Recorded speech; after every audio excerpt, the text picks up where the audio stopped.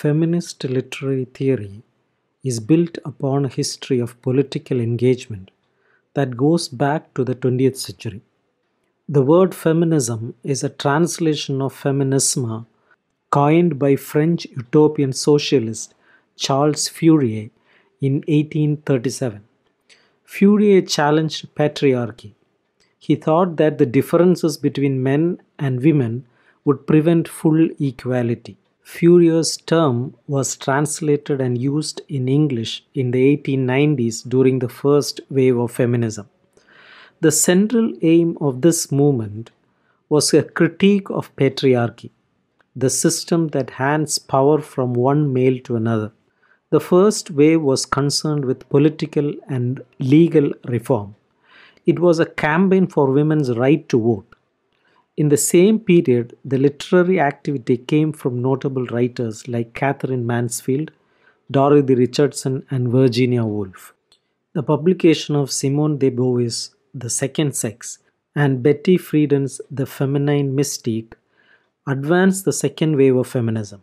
Simone de Beauvoir argues that woman is not a biological fact, but a concept created by social values and expectations.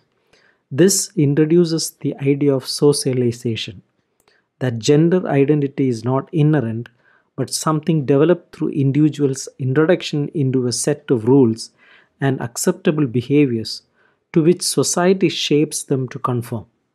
Female identity is not natural but constructed. Feminist literary theory emerged during the second wave of feminism. Following the aims of the second movement to raise women's consciousness and challenge stereotypes, feminist critics consider how literary texts might reinforce patriarchal norms in society and also how they might question these. They see literature as an agent for change, not merely reflecting the roles of women, but also serving as a powerful tool for socializing women into particular identities, and as a potentially radical space where new identities are encouraged. Feminist literary theory also draws attention to the gender bias in the creation of literature itself. Milet's Sexual Politics, published in 1969, is a scathing critique of the representation of sexual relations in many canonical works of literature by famous male writers such as D.H. Lawrence and Norman Mailer.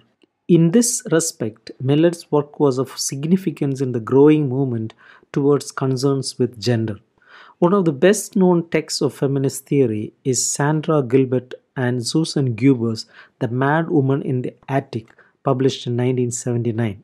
For Gilbert and Gubert, the male writing tradition positions women in only a limited number of roles designed to further the interests of patriarchy. And it is within this system that the male writer struggles to find her voice. One influential term coined by the feminist critic Helene Cixous is ecriture feminine. It means female writing. It has become a central way of considering women's creativity. The term first emerges in Cixous' essay, The Laugh of the Medusa. Ecriture feminine is not new.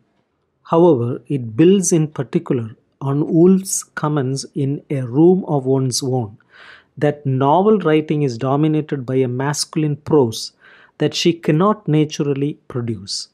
Cixous, however, integrates Woolf's ideas that her own post-structuralist thinking so that while there is a female writing, this writing is beyond definition.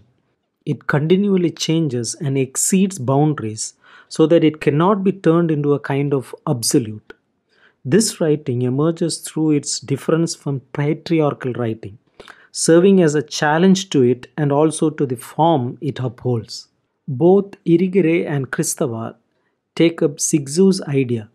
For Kristeva, it is embodied in two different parts of language, one that is ordered and structured and driven by male control, the symbolic, and one which is fluid, disruptive, and essentially female, the semiotic. Irigaray translates the idea into a broader notion of women's speech, what she calls in her work This Sex Which Is Not One, the parler femme, which is represented as a challenge to male authority. For Irigaray, women's pleasure is impossible within male systems of language. Desire and its successful achievement is unavailable to women unless they are allowed to speak as women. This pertains for Irigaray to a wider celebration of the female body, in particular to those figures that have sometimes been silenced in feminist politics, such as Mother. Rather than rejecting this role, as some feminists have done, as one into which women are socialized, Irigaray, in her book Speculum of the Other Woman, attempts to rehabilitate the figure of the mother by suggesting that it is impossible to be both mother and woman. The fact that feminism is not a single ideology but represents a number of subject positions, some of which are in conflict with others, means that the use of feminism in relation to literature can vary considerably. For example, in the 21st century, feminism has been dominated by an ideological split between those who call themselves liberal feminists and those who define themselves as radical feminists. Radical feminists locate the source of prejudice against women in patriarchal gender relations. They are principally concerned with how being a woman results in one being treated differently. Although they see gender as fluid, they see sex as a biological reality and argue that it is for this biological reality that women are oppressed. Their main aim is to overthrow patriarchy through direct action, but also to question the stereotypical associations made about women's bodies, social roles, and physical abilities.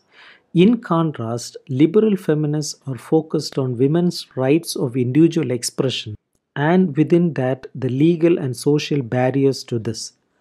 Third wave of feminism started in the 1990s and continues to the present. It acknowledges the different ways in which gender discrimination relates to other forms of social oppression, and this has had an impact on those use feminism in literary criticism. Black feminists and Marxist feminists have foregrounded the ways in which race and class complicate the operation of patriarchy.